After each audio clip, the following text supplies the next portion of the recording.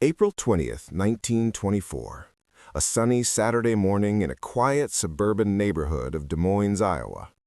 Jennifer and Marcus Hayes had been living in their dream home for just 3 months, and they were already making plans to improve it. The house was perfect for their young family. A classic ranch-style home built in 1954 with 3 bedrooms, a spacious living room, and best of all, a big backyard where their 2 children, 7-year-old Emma and 5-year-old Jake, could play safely. Jennifer, 34 years old and an elementary school teacher, had fallen in love with the house the moment she'd seen it. Marcus, 36, and an insurance agent, had been more practical, noting that the house needed some updates but had good bones and was priced reasonably. The backyard had been one of the main selling points. It was large, almost half an acre, with mature oak trees along the edges and a flat grassy area in the center that Jennifer had immediately envisioned as the perfect spot for a swimming pool. The kids would love it, she'd told Marcus during their first walkthrough. We could have pool parties in the summer, teach them to swim right here at home. Marcus had agreed, and within a month of moving in, they'd contacted a local excavation company to get quotes on installing an in-ground pool.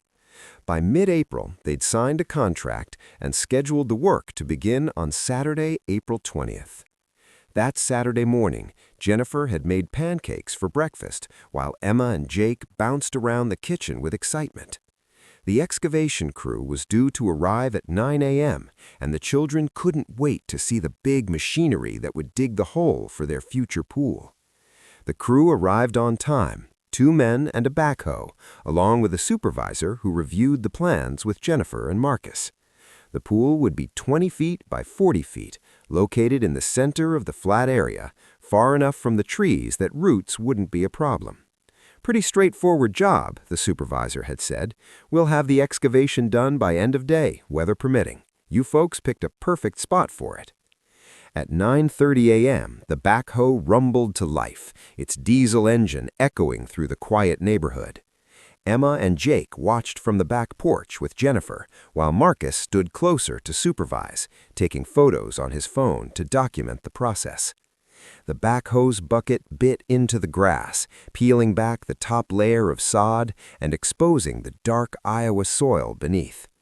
The operator worked methodically, creating the outline of the pool area first, then beginning to dig deeper in systematic passes. Everything proceeded normally for the first hour. The pile of excavated dirt grew larger as the hole grew deeper.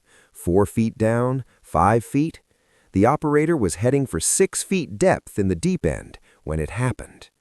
At 10:47 a.m., the backhoe's bucket struck something that made a sound clearly different from dirt or rock. The operator, a man named Tom Peterson, who'd been doing excavation work for 20 years, immediately recognized that something was wrong. The resistance felt different. The sound was different. He stopped the machine and climbed down from the cab.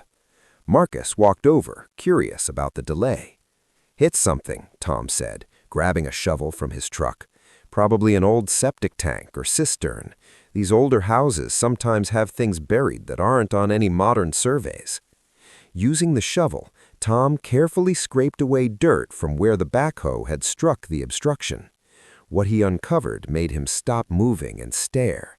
It was wood, not rough lumber or tree roots, but finished, polished wood. And it was clearly shaped, rectangular with smooth edges and corners. "Marcus," Tom called out, his voice strange, "you might want to come look at this."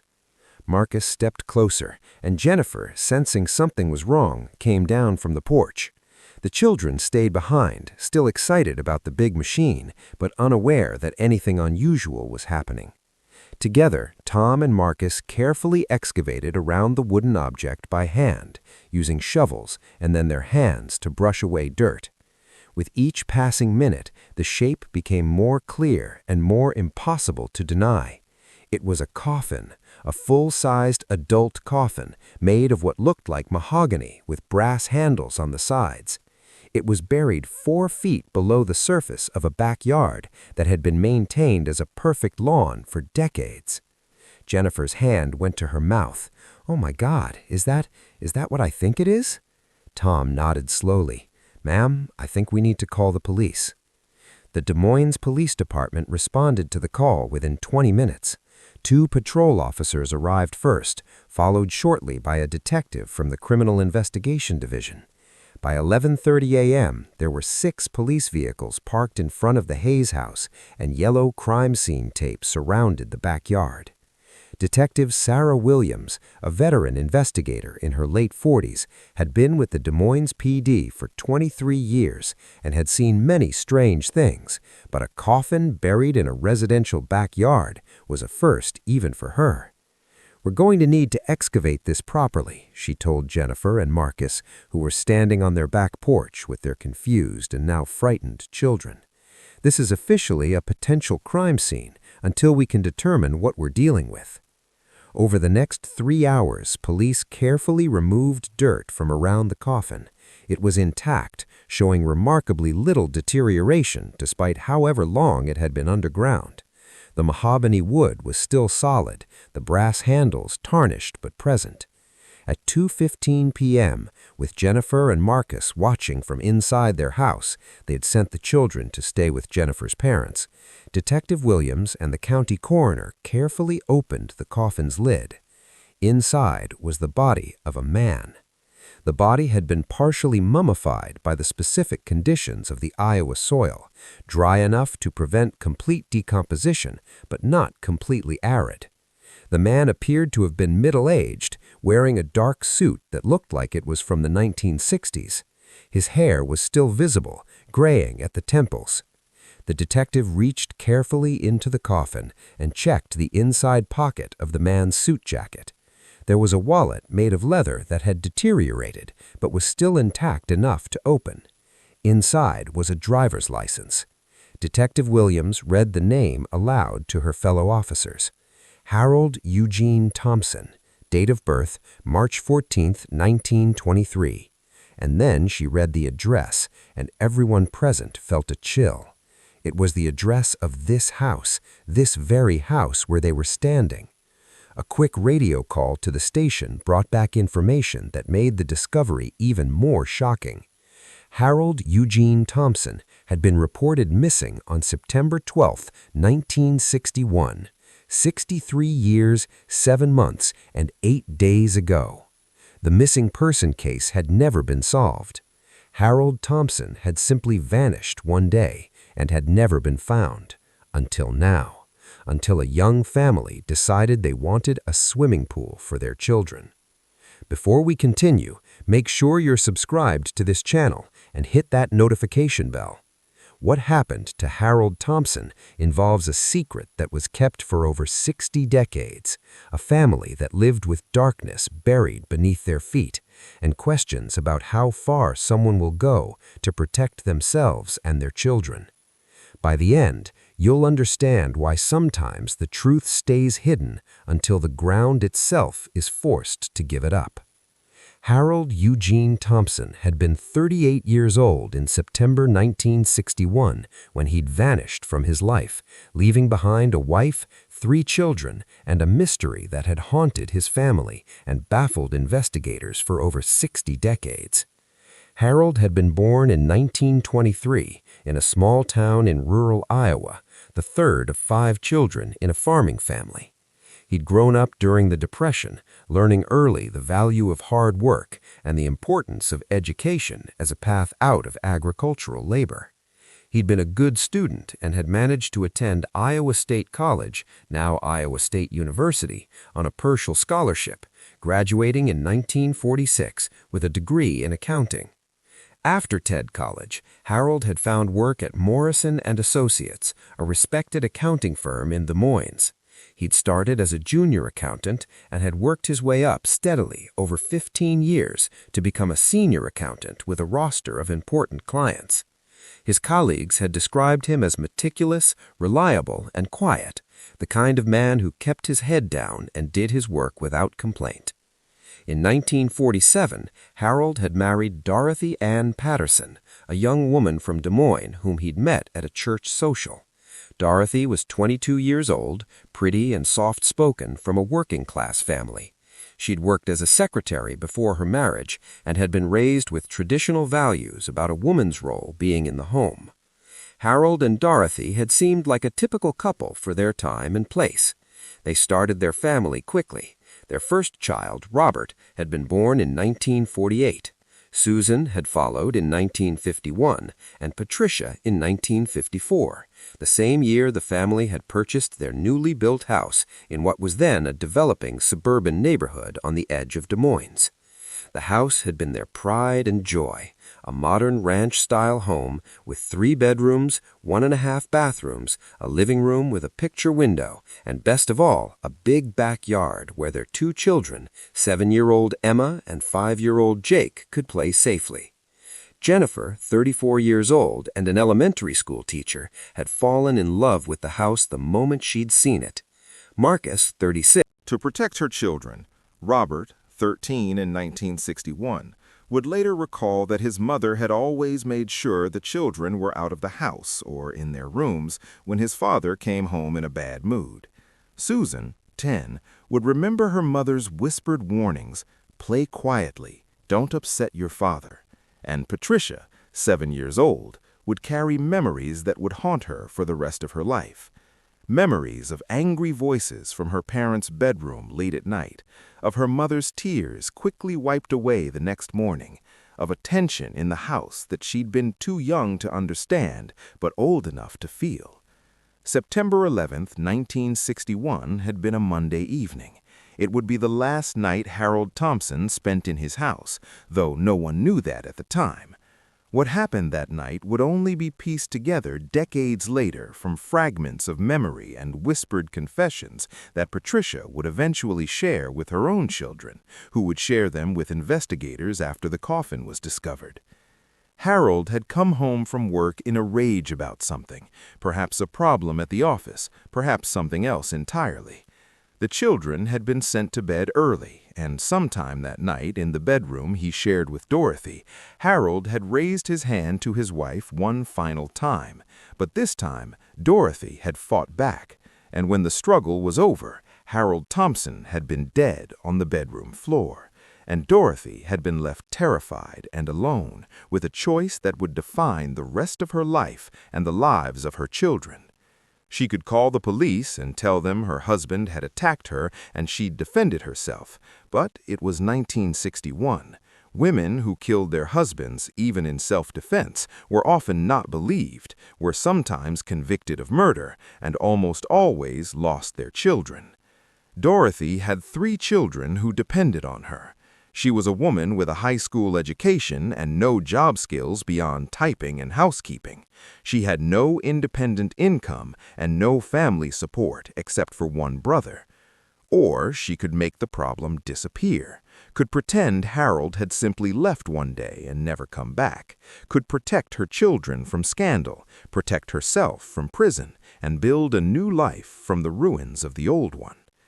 In that moment of fear and desperation, Dorothy Thompson had made a choice that 63 years later would still be shocking anyone who heard the story. Tuesday, September 12, 1961. To anyone watching from outside, it appeared to be a completely normal morning at the Thompson household. At 6:30 a.m., Dorothy was in the kitchen making breakfast, eggs and toast for the children, coffee for Harold. Robert, Susan, and Patricia came to the table in their school clothes. Harold came out of the bedroom wearing his usual work outfit, a dark suit, white shirt, and narrow tie. His briefcase was in his hand. Neighbors who'd been interviewed in 1961 and who were interviewed again in 2024 after the coffin was discovered remembered nothing unusual about that morning. Mrs. Henderson, next door, had been hanging laundry and had waved to Harold as he'd backed his 1959 Chevrolet out of the driveway at 7:45 a.m., just like he did every weekday morning. Harold had driven to Morrison & Associates, the accounting firm where he'd worked for 15 years. He'd arrived at 8:30 a.m., parked in his usual spot, and walked into the building carrying his briefcase. He'd gone to his office and closed the door. His colleagues would later tell police that Harold had seemed to be there that day. His car had been in its spot, his office door had been closed. At 9:30, there had been a meeting scheduled with two other senior accountants, but Harold's door had remained closed, and no one had disturbed him. At 10:15, a client who'd had an appointment had been told Harold was occupied and had rescheduled. Everything had seemed routine. Everything had appeared to be exactly as it always was. Around noon, someone matching Harold's general description, a man in a suit and hat carrying a briefcase, had been seen leaving through a side exit.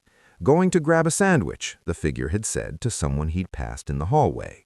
That figure had left Morrison and Associates and had never returned, and Harold Eugene Thompson had never been seen again.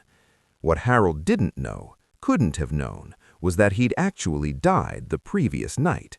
The man who'd driven Harold's car to the EE office at 8:30 Tuesday morning, who'd created the appearance of Harold being at work, who'd left through a side exit around noon, that man hadn't been Harold Thompson at all. It had been Dorothy's brother, Charles Patterson. Charles was 2 years older than Dorothy, a construction contractor who'd always been protective of his younger sister. He'd known about Harold's violence. Dorothy had confided in him years earlier, showing him bruises she'd hidden from everyone else. Charles had wanted her to leave Harold, but Dorothy had been too frightened of the consequences. When Dorothy had called Charles in a panic late Monday night, telling Harold was dead, that there had been a fight and she'd hit him with something, a lamp, a heavy book she couldn't remember clearly, and he'd fallen and hit his head on the corner of the dresser, Charles hadn't hesitated. "Don't call anyone," he told his sister. "Don't do anything. I'll be there in 20 minutes. Charles had arrived to find Dorothy in shock, sitting on the bed, staring at Harold's body on the floor. The children were asleep in their rooms, unaware that anything had happened. Harold had bled from a head wound, but not extensively. The physical evidence of the struggle could be cleaned up, but the body was a problem that needed a solution. Charles was a practical man who'd spent his career solving construction problems. He'd looked at this situation the same way, as a problem that required planning and execution. The first thing he realized was that making Harold disappear completely would be impossible to do. A body was difficult to dispose of without leaving evidence, but if Harold simply vanished one day while going about his normal life, the body might never need to be found. Working through that night while Dorothy cleaned the bedroom and the children slept, Charles had developed a plan. It was audacious and risky, but it might work if they were careful. Harold and Charles were roughly the same height and build. Charles could wear Harold's clothes, drive Harold's car, go to Harold's office. No one looked that closely at people they saw every day. A man in a suit and hat, carrying a briefcase, arriving at the time Harold always arrived, going to Harold's office, people would see what they expected to see. A car in the right spot, a closed office door, a man's silhouette behind frosted glass. No one thought to knock or question why Harold wasn't answering his phone or emerging for his usual mid-morning coffee break. Tuesday morning, while Dorothy got the children ready for school as if everything was normal, Charles had dressed in Harold's suit. It fit reasonably well. He'd taken Harold's briefcase, which contained work documents that Charles wouldn't need to understand. He'd just need to be present at the office for a few hours. The two children had eaten breakfast, noticing nothing wrong. Why would they? Uncle Charles occasionally stayed overnight when he was working on a construction project nearby. And that man at the breakfast table in a suit looked like their father from behind, sounded enough like him if he didn't say much. At 7:45, Charles had driven away in Harold's Chevrolet, waving to Mrs. Henderson next door, who'd waved back without really looking at who was behind the wheel. At the office, Charles had created the appearance that Harold was there, without actually interacting with anyone directly. He'd driven Harold's car to Morrison and Associates and parked in his usual spot, visible from the building's windows. He'd entered the building briefly around 8:30, keeping his head down and hat pulled low, carrying Harold's briefcase, and had walked quickly to Harold's office. With the door closed and Harold's car in its customary parking spot, colleagues had assumed Harold was working as usual. People see what they expect to see. A car in the right spot, a closed office door, a man's silhouette behind frosted glass. No one thought to knock or question why Harold wasn't answering his phone or emerging for his usual mid-morning coffee break. Around noon, Charles had left the building through a side exit and driven Harold's car to a small diner that Harold was known to frequent. He'd parked in the lot and simply walked away, leaving the keys in the ignition as if Harold had been planning to return shortly. Then Charles caught a bus back to his own truck, which he'd parked several blocks away earlier that morning, and had driven back to Dorothy's house to deal with the other part of the plan. While Charles was impersonating Harold at the office, Dorothy had been dealing with an even more difficult task. She needed to act completely normal for her children and neighbors, knowing her husband's body was hidden in a blanket in the bedroom closet. She walked Robert, Susan, and Patricia to the school bus stop as usual. She chatted with other mothers about nothing important. She came home and began making calls to arrange the second part of Charles's plan, the part that would require help from people who'd ask no questions. Charles had friends in the construction business, people who owed him favors or who operated in gray areas of the law. One of them had connections to a funeral home that occasionally acquired coffins that weren't used for their intended purposes, coffins that were slightly damaged or were surplus inventory. By Tuesday afternoon, while police were wondering why Harold hadn't returned from lunch, Charles was taking delivery of a mahogany coffin that had been purchased with cash, no paperwork, no questions asked. The timing was crucial. Tucked his wallet back into his jacket pocket, not thinking about the identification it contained, just wanting him to have his personal belongings. They'd lowered the coffin into the ground and filled in the hole, working by flashlight, finishing around midnight. The fresh earth was covered with displaced sod. Within a few days, grass would begin to grow. Within weeks, the disturbance would be invisible, and then they'd waited to see if their desperate plan would work. Wednesday, September 13, 1961. When Harold Thompson failed to return from lunch on Tuesday and didn't come home that night, his absence became official. Morrison and Associates had called Dorothy around 5 p.m. Tuesday to ask if Harold was sick. Dorothy had said no, that Harold had left for work that morning as usual. Wasn't he at the office? The firm had explained that Harold had left for lunch and hadn't returned. His car had been found at the diner parking lot. Was everything all right? Dorothy had played her part perfectly. She'd sounded confused, then worried, then frightened. "That's not like Harold at all," she'd said. "He would never just leave work. Something must be wrong." By 9 p.m. Tuesday, Dorothy had called the police to report her husband missing. 2 officers had come to the house to take a report. Dorothy had met them at the door, her eyes red from what appeared to be crying, her voice shaking with what seemed like genuine fear. "He left for work this morning like always," she'd told them. "I can't understand where he could be. This isn't like him. Harold is so reliable, so responsible. Something terrible must have happened." The officers had taken down all the relevant information. They'd noted that Harold's car had been found with the keys in it, which suggested either extreme carelessness, not characteristic of a man described as meticulous, or that he'd been interrupted while at the diner and hadn't had time to secure his vehicle. Over the following days and weeks, the investigation into Harold Thompson's disappearance had grown more intensive. Des Moines in 1961 wasn't a large city, and the disappearance of a respectable accountant with a wife and 3 children had been unusual enough to attract serious attention. Detectives had interviewed everyone who might have seen Harold on Tuesday. Colleagues at Morrison and Associates had confirmed that Harold's car had been in its usual parking spot, that his office door had been closed as if he were working, and that no one had thought anything was unusual until he'd failed to return from lunch. No one had actually spoken directly to Harold that morning. Everyone had simply assumed he was there based on the visible signs of his presence. The receptionist remembered seeing someone in a suit and hat leave through the side exit around noon, which she'd assumed was Harold heading to lunch. Staff at the diner had been interviewed. Several waitresses remembered seeing a man matching Harold's description sitting alone at a booth, but none could remember him clearly enough to say definitively it had been him. The diner served dozens of businessmen in suits every day. One more or less hadn't stood out. No one had seen Harold leave the diner. No one had seen him get into his car. He'd simply vanished somewhere between the diner and wherever he'd been going next. The investigation had considered several possibilities.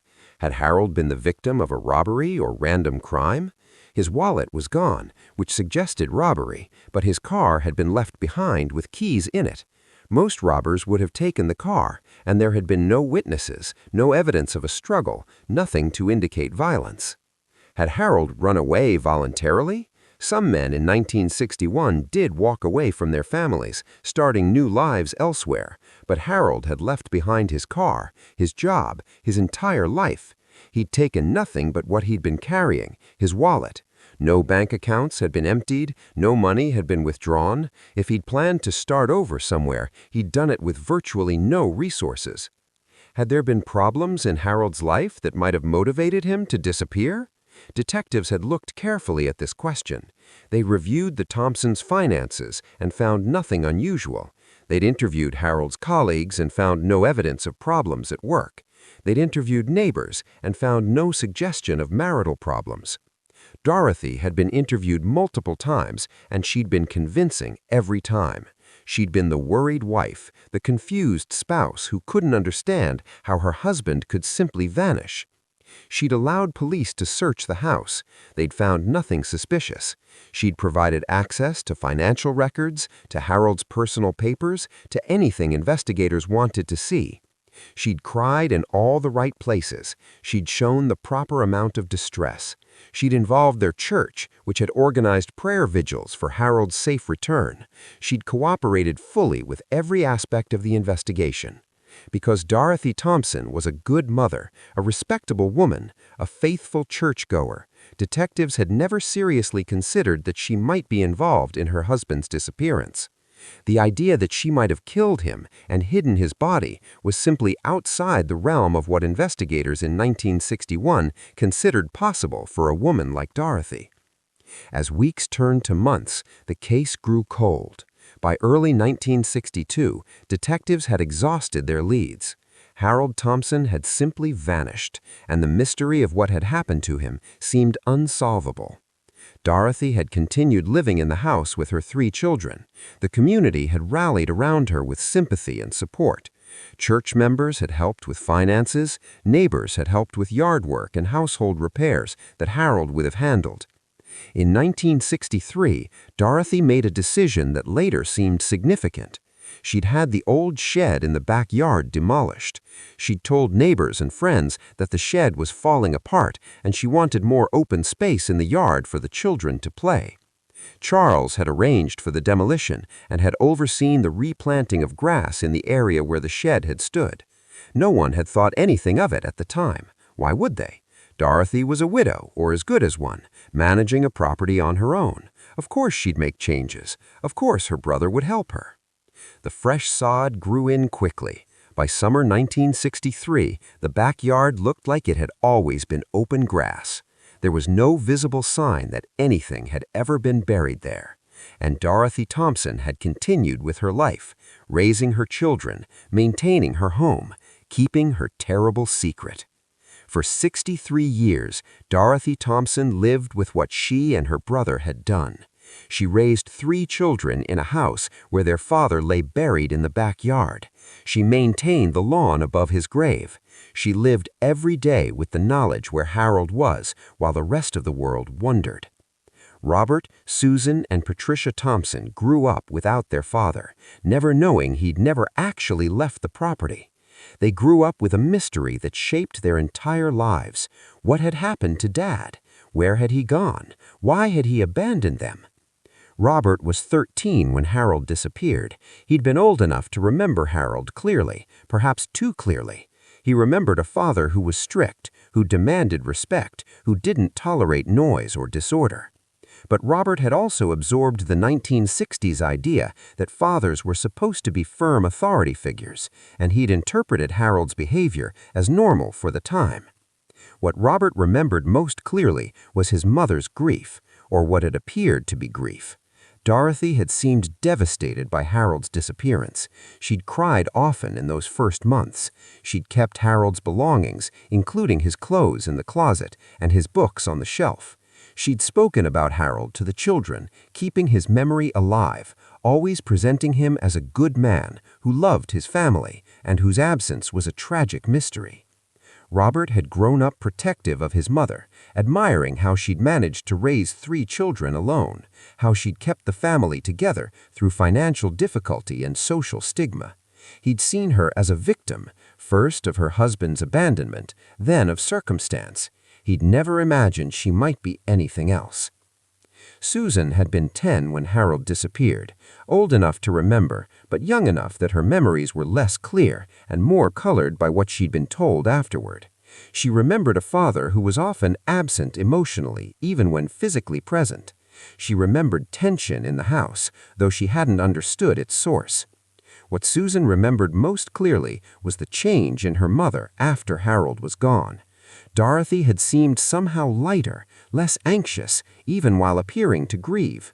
There had been a quality to her that Susan had been too young to name then, but would recognize later as relief. Susan had sometimes wondered as an adult if perhaps her father had been harder on her mother than anyone had known, but she'd never pushed the question. Her mother had seemed fragile when the topic of Harold came up, and Susan had learned not to probe too deeply. Patricia had been 7 when Harold disappeared, young enough that her direct memories of her father were fragmentary and unreliable. What she remembered were feelings more than facts, a sense of fear when her father came home, a sense of safety when he wasn't there. Patricia carried one specific memory that would prove crucial decades later. The night before Harold disappeared, Patricia had woken to the sound of her parents arguing. It had been loud enough to wake her, which was unusual. Their bedroom was next to hers, and she'd heard her father's voice, angry and threatening. She'd heard her mother crying. The next morning, Patricia had seen her mother had a bruise around her eye, dark purple and yellow. When Patricia asked what happened, Dorothy smiled and said she'd been clumsy, had walked into the bathroom door in the dark. 7-year-old Patricia had accepted this explanation, but the memory had stayed with her for 70 years, growing more troubling as she got older and understood more about what it might have meant. Dorothy had raised her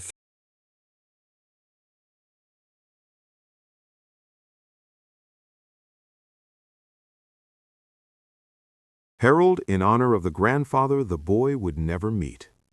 Susan included her father in wedding toasts, speaking about how she wished he could have walked her down the aisle. And through it all, Dorothy had maintained the house and the yard. She'd mowed the grass above Harold's grave every week in summer. She'd planted flowers near where she knew the coffin lay.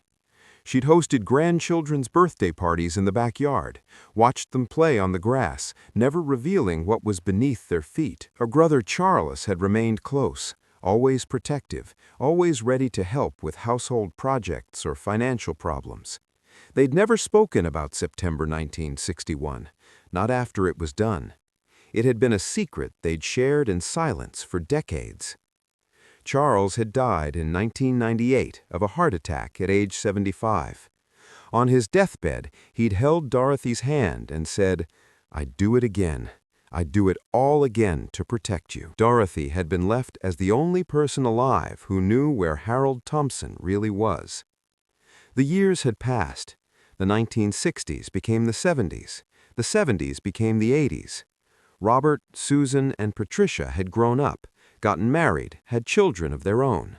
The Thompson family had expanded to include spouses and grandchildren, all of whom heard the story of great-grandpa Harold, who disappeared mysteriously in 1961. The house had aged gracefully. Dorothy had maintained it carefully, making updates when necessary, always keeping everything in good repair. The backyard had remained her pride, a beautiful space with mature trees and healthy grass. a place where family gathered for summer barbecues and children played in the sprinkler. By the 2000s, Des Moines had grown and changed around the house. The neighborhood that had been new suburban development in the 1950s had become established and desirable. Property values had risen. The house that Harold and Dorothy had bought for $12,000 in 1954 would be worth hundreds of thousands by the time Dorothy was elderly. Dorothy had aged into her 90s, her health gradually declining, but her mind remaining sharp.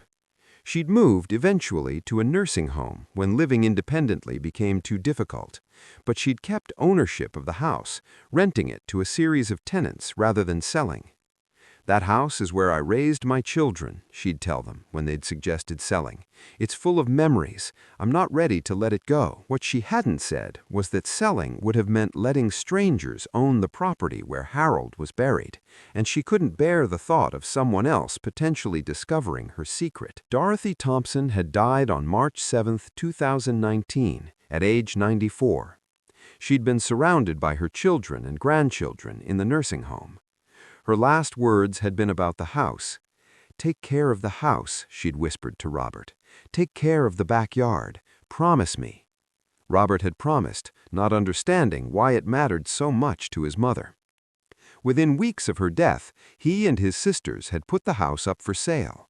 None of them wanted to live there. They had their own homes, their own lives, but they'd wanted to sell it to a nice family who'd appreciate its history and character. The Hayes family had bought it in early 2024, and Robert had been pleased that it was going to a young couple with children who'd fill the house with life again.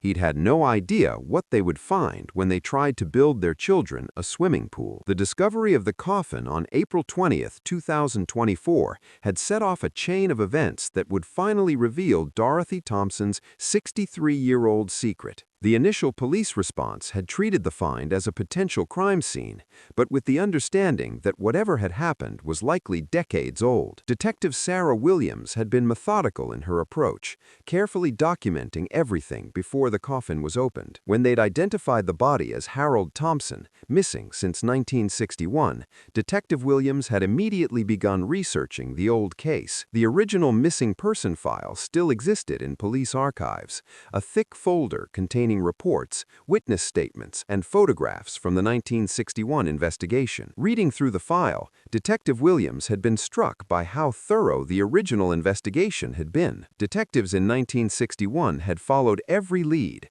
interviewed everyone who'd known Harold, examined his finances and personal life for any clue about where he might have gone. They'd found nothing because they'd been looking for signs of where Harold had gone. They'd never considered that Harold might not have gone anywhere at all. The coffin itself told a story. The mahogany and brass construction meant it had been expensive, several $100s in 1961 money, which would be equivalent to several $1,000s in 2024. This hadn't been a hasty burial in a wooden box. Someone had purchased a quality coffin and had gone to significant effort to inter Harold properly. The body's condition allowed for a forensic examination that provided crucial information. The cause of death was blunt force trauma to the head, specifically evidence of impact that had fractured Harold's skull in a pattern consistent with striking his head on a hard edge after falling or being struck. The injury could have been from an assault, but it was also consistent with someone falling and hitting their head on furniture, exactly as Patricia would later describe Dorothy having explained to her as a child, though Dorothy's story had been about how she'd gotten a black eye, not about how Harold had died. There had been no other injuries on the body. Harold's ribs were intact. His arms showed no defensive wounds. Whatever had happened, it hadn't been a prolonged fight.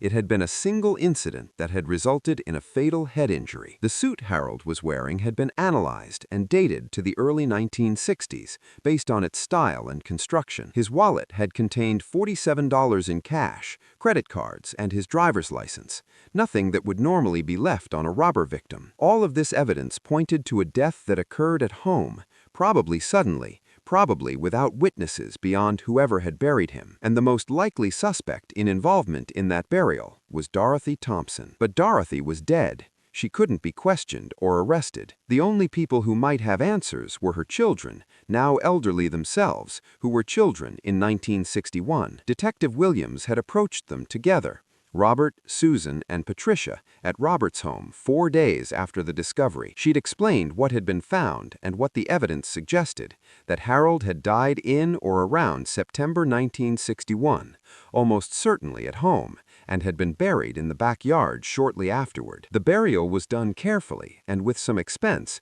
suggesting it had been planned rather than rushed. The 3 siblings had reacted differently. Robert, now 76, had been immediately defensive. "My mother would never have hurt my father. She loved him. This is impossible." Susan, 73, had been more thoughtful. "But, Detective, if Dad died at home, why didn't Mom call the police? Why bury him in the backyard? That doesn't make sense." Unless... Patricia, 70, had begun to cry. "I need to tell you something. Something I've remembered my whole life but never understood." And Patricia had told Detective Williams about the argument she'd overheard, about her mother's black eye the next morning, about things she'd dismissed as a child, but that now seemed significant. "I've always wondered if my father was kind to my mother. I was too young to really know, but the fear I felt when he came home, the relief I felt after he disappeared." Children know when something is wrong, even if they don't have words for it. The 3 siblings had talked for hours that evening after Detective Williams left, sharing memories they'd each kept separate, comparing notes on their childhood, on their parents' marriage, on details they'd never thought to discuss before. Robert had been resistant at first to the idea that his mother might have been anything other than a victim, but Susan and Patricia had both shared memories of their mother seeming afraid of Harold, of walking on eggshells when he was home, of the house feeling different, lighter, safer after he was gone. She never dated, Susan had pointed out, never remarried, never even seemed interested in meeting anyone. "I always thought it was because she was still grieving Dad. But what if she was finally free?" The investigation had expanded to include any people who'd been close to Dorothy in 1961 who might still be alive. This had led to the discovery of Charles Patterson's role, Dorothy's brother, who'd helped her through that difficult time, and who was the one to demolish the shed in 1963. Charles's widow, now 90 years old and in a nursing home, had been interviewed. She'd known nothing about Harold's burial, but she'd shared that Charles had always been extremely protective of Dorothy, and that he'd made a mysterious large cash withdrawal in September 1961 that he'd said was for helping Dorothy with expenses. The evidence all pointed to a scenario that investigators found both tragic and understandable. Dorothy likely killed Harold in self-defense during a domestic violence incident, unable to face the consequences of reporting her husband's death, consequences that in 1961 might have included losing her children and going to prison despite acting in self-defense. Dorothy called her brother Charles for help. Charles orchestrated an elaborate plan to make it appear that Harold had disappeared while at work, using his physical similarity to Harold to impersonate him for one crucial day at the office. This had established a timeline that put Harold's disappearance far from home and directed the investigation away from Dorothy. Meanwhile, Charles had acquired a coffin through connections in the funeral industry and had buried Harold beneath the backyard shed in a grave that would remain undiscovered for 63 years. The plan had worked perfectly because investigators in 1961 had simply not considered that a woman like Dorothy Thompson could have been involved in her husband's disappearance. The sexism of the era had worked in Dorothy's favor. Police couldn't imagine a housewife killing her husband.